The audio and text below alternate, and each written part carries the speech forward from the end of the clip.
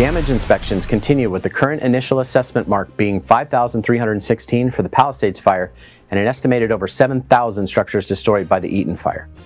Nagsasagawa ng damage assessment sa Los Angeles ang California Department of Forestry and Fire Protection. Ito'y upang matiyak ang lawak ng pinsala sa mga bahay at iba pang ari-arian dulot ng wildfires.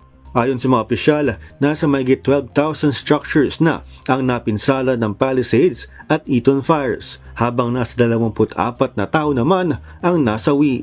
Ayon sa CAL FIRE, 17% contained na ang Palisades fire na tumupok sa 23,000 acres, habang 35% naman ang Eaton fire na nakasunog ng 14,117 acres ng lupa.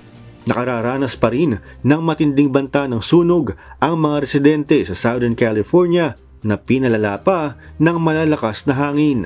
Ilan sa mga tahanan nawala ng kuryente. The National Weather Service has issued their highest level of warning, called a particularly dangerous situation. Damaging winds with gusts between 55 and 70 miles per hour are expected across the affected areas through Wednesday morning.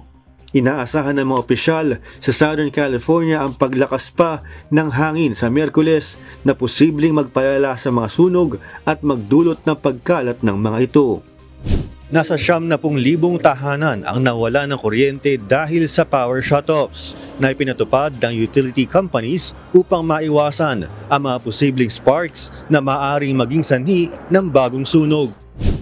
Kakibat nito, tumutulong ang firefighters sa pagsugpo ng mga wildfire gamit ang helicopters at modular airborne firefighting systems. More than 15,000 personnel, including firefighters, law enforcement, and other emergency support, continue to battle the ongoing historic fires in Southern California. Over 8,400 firefighters from local, state, federal, and tribal fire departments remain on the front lines. Patuloy na nakataas ang red flag warning sa Los Angeles, Ventura, Orange, Riverside, San Bernardino at San Diego counties.